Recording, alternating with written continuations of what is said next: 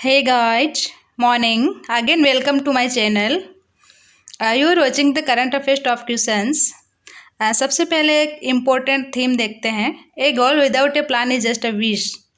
एक गोल को अचीव करने के लिए डेडिकेटेड प्लान चाहिए, नहीं तो वो जो गोल है एक इच्छा बनकर ही रह जाता है. हर कोई चाहता है यूपीएससी क्लियर करूं, सीजीएल क्लियर करूं, बट चाहने से सब लोग क्लियर नहीं कर पाते हैं.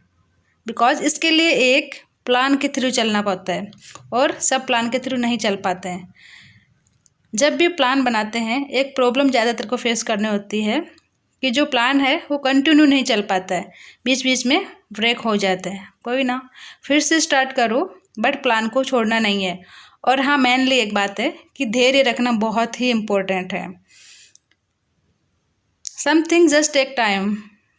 थोड़े दिनों तक तैयारी की, एग्ज़ाम आगे एग्ज़ाम दी, कुछ मार्क्स कम रह गए, नहीं यार नहीं होगा, नहीं, धैर्य रखना बहुत ही ज़रूरी है. आगे बढ़ते हैं क्वेश्चंस पे. हाल ही में किस मशहूर नृत्यांगना एवं कोरियोग्राफर का 101 वर्ष की उम्र में निधन हो गया है? अमला शंकर, मृणालिनी साराभाई, सितारा देवी, शोभना नारायण. तो अमला शंकर है नृत्यांगना, इनका भी निधन हो गया है. मशहूर नृत्यांगना अमला शंकर का हाल ही में कोलकाता में निधन हो गया. वे 101 वर्ष की थी. अमला पिछले कुछ समय से बढ़ती उम्र की बीमारियों से जूझ रही थी. 1919 में अमला का जन्म जसोर, जो अब बांग्लादेश में स्थित है, यहाँ हुआ था. अमला ने अपनी पहली परफॉर्मेंस साल 1931 में बेल्जियम में दी. कला के क्षेत्र में उनके योगदान के लिए पश्चिम बंगाल सरकार ने 2011 में उन्हें बंग विभूषण से सम्मानित किया था.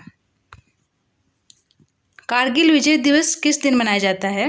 25 मई, 10 जून, 26 जुलाई, 15 मार्च. तो ये मनाया जाता है 26 जुलाई को.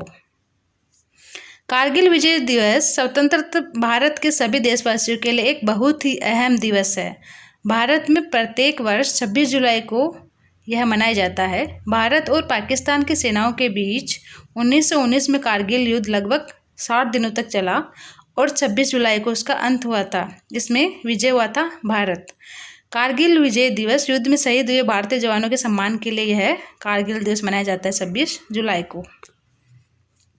भारतीय राष्ट्रीय राजमार्ग प्राधिकरण इसने अयोध्या में सिविल वर्क और सौंदर्यीकरण के लिए कितने करोड़ रुपए की मंजूरी दी है? 55 करोड़ रुपए, 25 करोड़ रुपए, 35 करोड़ रुपए, 15 करोड़ रुपए. तो इसमें 55 करोड़ रुपए दिए हैं.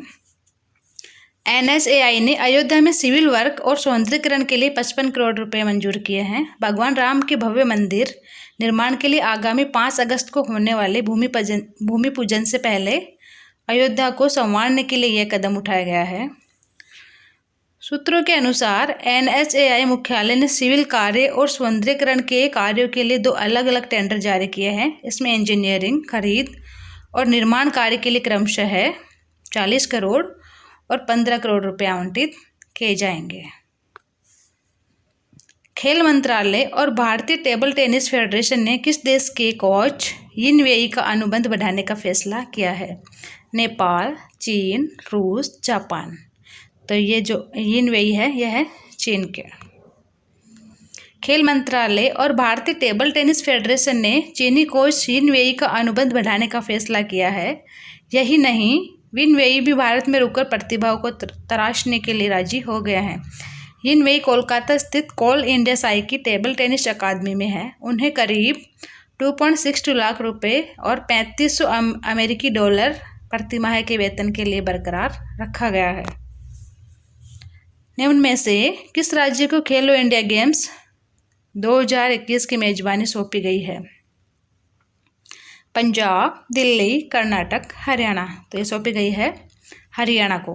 हरियाणा के मुख्यमंत्री है मनोहर लाल खट्टर और केंद्रीय खेल मंत्री किरण रिजिजू ने 25 जुलाई 2020 को घोषणा की कि 2021 में आयोजित होने वाले खेलो इंडिया यूथ गेम्स के चौथे सत्र की मेजबानी हरियाणा करेगा.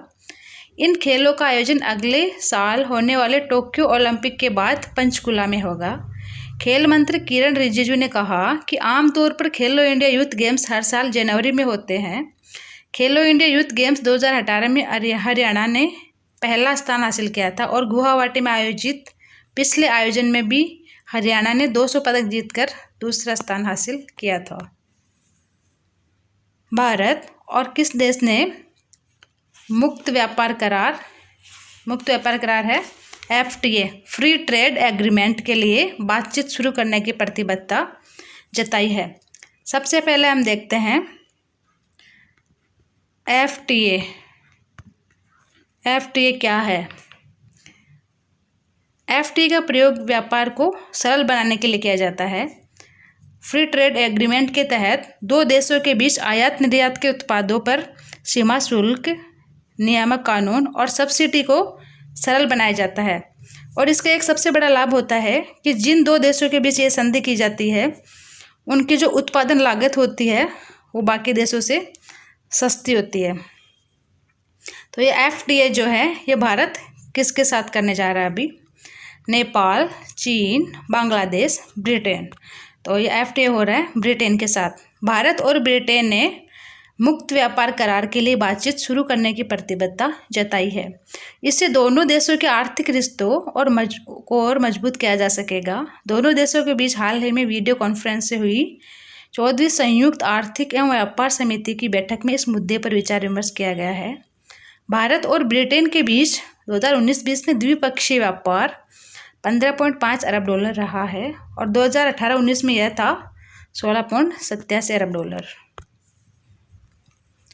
भारतीय रिजर्व बैंक ने श्रीलंका को कितने करोड़ डॉलर की मुद्रा अदला बदली सुविधा के लिए यहाँ आवश्यक दस्तावेजों पर हस्ताक्षर किए हैं?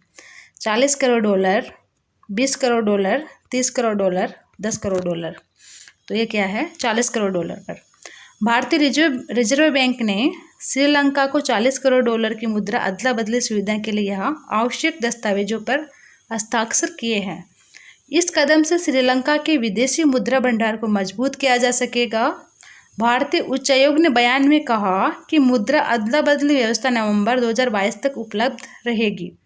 श्रीलंका ने अप्रैल में कहा था कि उसने दक्षिण एशियाई क्षेत्रीय सहयोग संगठन है दक्षेस, इसके ढांचे के तहत रिजर्व बैंक से $40 करोड़ का मुद्रा अदला बदली करार किया है।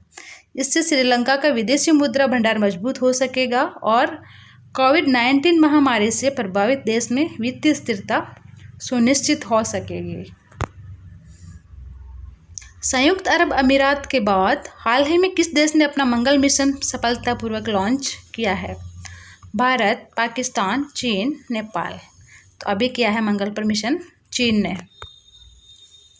इस मिशन को दक्षिणी चीन के हैनान प्रांत के वेनचांग स्पेसक्राफ्ट लॉन्च सेंटर में रवाना किया गया है।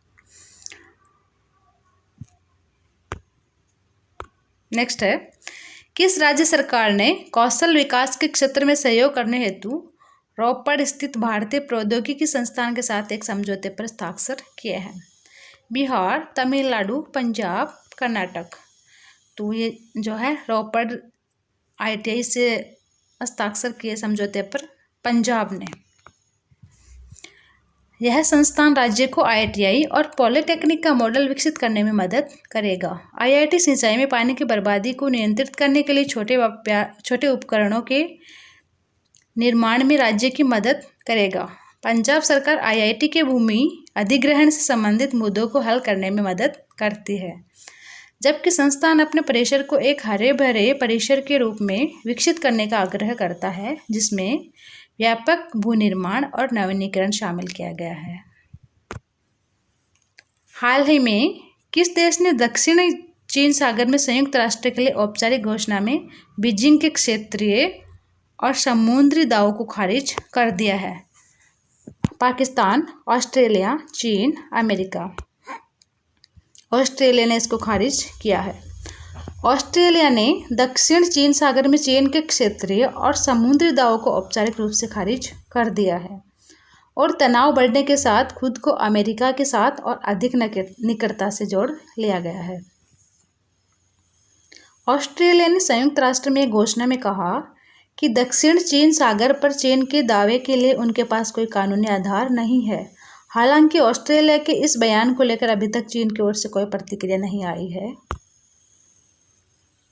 देश ने पूर्व राष्ट्रपति डॉक्टर APJ अब्दुल कलाम को उनकी पुण्यतिथि पर याद किया। जो डॉक्टर APJ अब्दुल कलाम है, इन्होंने भारत के कौन से राष्ट्रपति के रूप में कार्य किया था? 9वें, 10वें, 11वें, 12वें। तो इन्होंने 11वें राष्ट्रपति के रूप में कार्य किया था। देश के पूर्व राष्ट्रपति डॉक्टर APJ अब्दुल कलाम को 27 जुलाई को उनकी पुण्यतिथि पर याद किया गया था। लोकप्रिय रूप से लोगों के राष्ट्रपति और भारत के मिसाइल मैन के रूप में जाने वाले डॉक्टर कलाम का 27 जुलाई 2015 को शिलोंग में निधन हो गया था। जबकि उन्होंने छात्रों को व्याख्यान दिया, वह एक भारतीय एरोस्पेस वैज्ञानिक और राजनीतिज्ञ थे जिन्होंने 2002 से 2007 तक भारत के 11वें राष्ट्रपति के रूप में कार्य किया था। ये ध्यान में रखना है, कई एग्जाम्स में पूछ लिया जाता है और वैसे जनरल नॉलेज के लिए भी ध्यान में रहना चाहिए। केंद्रीय रिजर्व पुलिस बल स्थापना पर हर साल जो यह दिवस कब मनाया जाता है? 25 जुलाई, 26 जुलाई, 27 जुलाई, 28 जुलाई। तो ये मनाया जाता है 27 जुलाई को। प्रधानमंत्री नरेंद्र मोदी ने बल के 42वें स्थापना दिवस पर सभी CRPF कर्मियों को शुभकामनाएं दी है। केंद्रीय रिजर्व पुलिस बल भारत का सबसे बड़ा केंद्रीय सशस्त्र पुलिस बल है। CRPF की प्राथमिक भूमिका राज्य केंद्र शासित प्रदेशों में कानून और व्यवस्था बनाए रखने और उग्रवाद को रोकने के यह भारत सरकार के गृह मंत्रालय के अधिकार के तहत कार्य करता है। यह 27 जुलाई 1939 को अस्तित्व में आया था CRPF। तभी से ये 27 जुलाई को जो है CRPF दिवस मनाया जाता है। नेक्स्ट है, एक्सोस कॉरपोरेशन से आगे निकलने के बाद रिलायंस इंडस्ट्रीज दुनिया की कौन सी सबसे बड़ी ऊर्जा कंपनी बन गई है? दूसरी, तीसरी, चौथी, पांचवी। तो एक्सोस कॉरपोरेशन से आगे इसको पछाड़कर जो है दूसरी सबसे बड़ी ऊर्जा कंपनी बन गई है। कौन? रिलायंस इंडस्ट्रीज। एशिया के सबसे अमीर आदमी द्वारा नियंत्रित रिलायंस इंडस्ट्रीज एक्सोस कॉरपोरेशन को पछाड़कर सऊदी अरामको के बाद दुनिया की सबसे बड़ी ऊर्जा कंपनी बन गई है। रिलायंस, जो कि सबसे बड़ी रिफाइनरी कॉम्प्लेक्स का प्रबंधन करती है, इसने मुंबई में 4.3% की बढ़त हासिल कर 58 बिलियन को अपना बाजार मूल्य $189 बिलियन में ले लिया, जबकि एक्सोस मोबिल ने लगभग $1 बिलियन खो दिए। Okay guys, thanks for watching.